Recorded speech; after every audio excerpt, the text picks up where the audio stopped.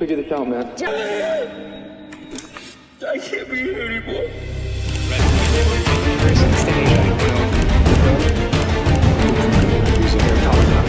Here we go. 1, 2, 3, play!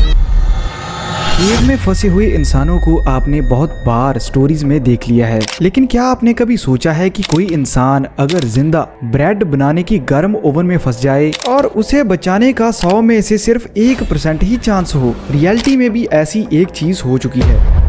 इसकी शुरुआत मई 1998 से हुई, जब लेस्टर शहर की एक ब्रेड बनाने की बहुत बड़ी फैक्ट्री हार्वेस्ट टाइम ब्रेड, जहां पर 2 जिंदा इंसान एक ओवन में फंस गए जो बहुत ही ज्यादा गर्म है और वो अपनी जान बचाने के लिए अंदर तड़प रहे हैं। आइए दोस्तों जानते हैं सब कुछ इस स्टोरी में कि क्या हुआ उन 2 वर्कर्स के साथ। वो जिंदा बच पाए जहां उनकी अंदर ही मौत हो गई। वीडियो में आगे बढ़ने से पहले मेरी एक रिक्वेस्ट है, अच्छी आवाज के लिए आप ईयरफोन्स जरूर लगा लें। फ्रेश बेकर्स की हार्वेस्ट टाइम नाम से 2 बहुत बड़ी फैक्ट्रीज हैं लेस्टर में, और ये कंपनी पूरी कंट्री में जानी जाती है अपने ब्रेड्स को लेकर, क्योंकि पूरी कंट्री में इसी कंपनी के बनाए हुए ब्रेड बहुत दूर दूर तक पहुंचते हैं। ब्रांड इतना फेमस होने के कारण वर्कर्स को बहुत तेजी से काम करना पड़ता है, जिसके दौरान अक्सर ही बहुत सारी गलतियां इस फैक्ट्री में होती हैं। आपको बता दें कि इस फैक्ट्री में 3 बहुत बड़े बड़े ओवन हैं, जिनके साथ बहुत लार्ज स्केल पर ब्रेड्स को बेक किया जाता है। इन ओवन्स में बहुत लंबी मेटल टनल्स बनी हुई हैं, जिन्हें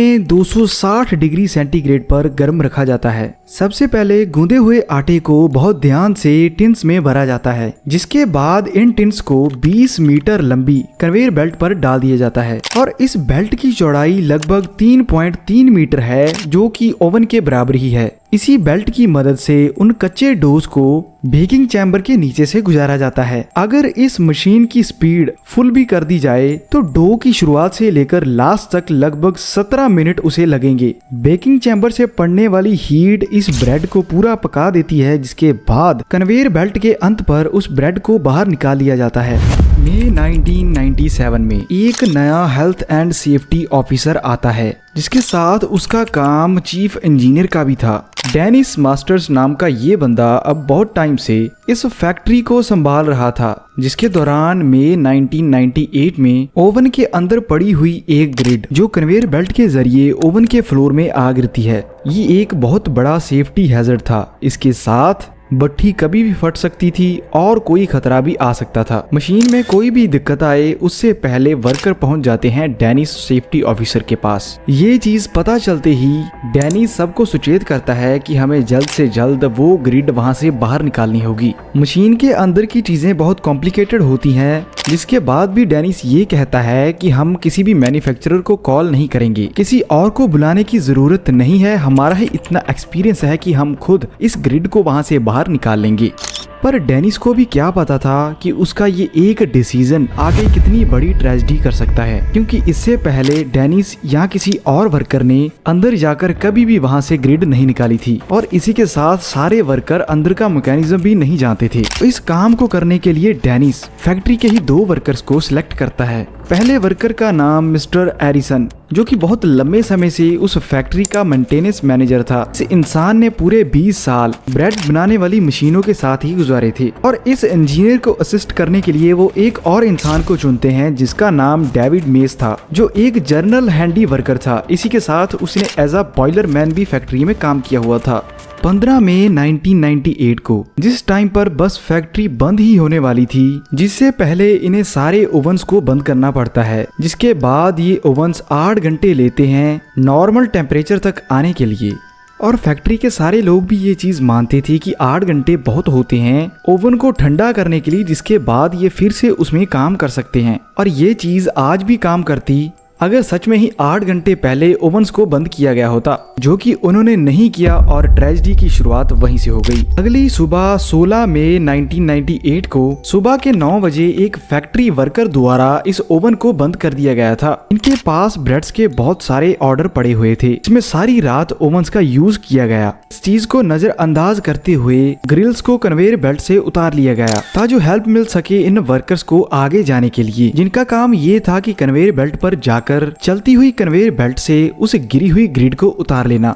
सुबह के पूरे 11 बजे। अभी तक 2 घंटे हुए थे इन ओवन्स को बंद किए हुए, जिस चीज पर डेविड की मदर का बयान भी बाद में आता है कि पूरे 9 बजे ओवन्स बंद किए गए और 11 बजे पूरे 2 घंटे बाद मेरे बेटे को अंदर भेज दिया गया, जो कि बिल्कुल भी सही नहीं। इसमें सारी गलती फैक्ट्री वालों की है, क्योंकि ओवन्स को ठंडा होने में लगभग 10 से 12 घंटे लगने वाले थे और ये चीज कंपनी वाले भी जानते थे। इसीलिए उन्होंने बड़े बड़े पंखे लगाकर एयर वेंट के जरिए इस ओवन को ठंडा करने की कोशिश की थी, जिसके बाद इन वर्कर्स को वॉकी टॉकी देकर अंदर भेज दिया जाता है और सेफ्टी के नाम पर इनके पास सिर्फ पहने हुए सूट ही थे। सभी लोग काम में इतना लगे हुए थे कि किसी ने ओवन की साइड पर लगे हुए टेम्परेचर मीटर्स को देखा ही नहीं, जो ये चीज इंडिकेट कर रहे थे कि अभी इसके अंदर जाना बिल्कुल भी सही नहीं है, क्योंकि ओवन्स का टेम्परेचर डाउन हुआ ही नहीं। और किसी पागल ने ये चीज सचेत भी नहीं की 2 जिंदा वर्कर्स इस भट्टी के अंदर जा रहे हैं, जो अंदर से अभी भी इतनी ज्यादा गर्म है कि उन्हें जला सकती है। ओवन के बाहर फैन लगे हुए थे,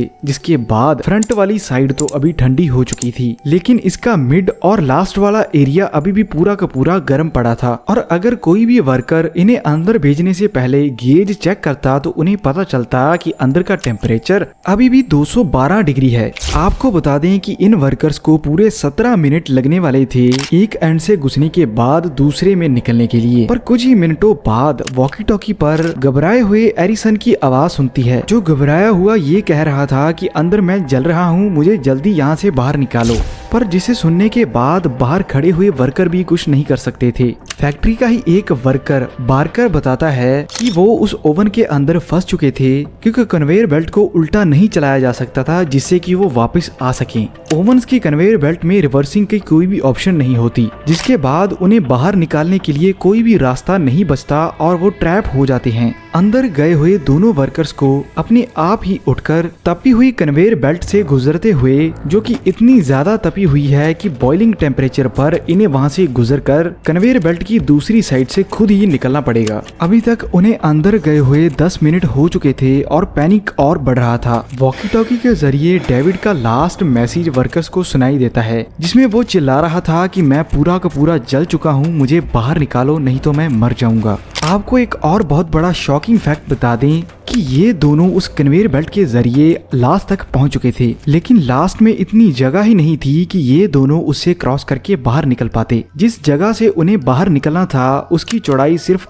8 इंचेस तक ही थी, जिसका मतलब किसी भी तरह वो उस जगह से बाहर निकल ही नहीं सकते थे। जिसके बाद बाहर खड़े हुए वर्कर्स बहुत ट्राई करते हैं, जिसमें वो क्रो बार के जरिए उस ओवन के ऊपरले हिस्से को उखाड़ देते हैं और एरिक्सन को बाहर निकाल लिया जाता है, जो कि पूरा आग में लपटा हुआ था और जल रहा था। उसकी आवाजें पूरी फैक्ट्री में जोर जोर से सुनाई दे रही थी। सैडली बहुत ज्यादा स्किन लॉस होने के कारण उसकी मौत उसी टाइम हो जाती है। ऊपर की चमड़ी गल चुकी थी, नीचे वाला मांस निकल आया था जो लाल हो चुका था। वो उस ओवन में पूरे 20 मिनट तड़पता रहा अपनी जान बचाने के लिए। दूसरी साइड डेविड अभी भी ओवन के अंदर फंसा हुआ था। वर्कर्स बहुत ट्राई करते हैं उसे बाहर निकालने के लिए, लेकिन वो इस चीज में सफल नहीं होते। जिसके बाद फायर फाइटर्स आते हैं जो तड़प रहे डेविड को वहां से बाहर निकालते हैं, जिसकी आधी बॉडी लगभग जल ही चुकी थी। डेविड को हॉस्पिटल के लिए एम्बुलेंस में भेजा जाता है, जिसमें रास्ते में ही उसकी मौत हो जाती है। दोनों वर्कर अपने आखिरी टाइम तक तड़पते रहे अपनी जान बचाने के लिए। जिंदा जलाए जाने वाले इंसानों के बारे में तो बहुत बार सुना था,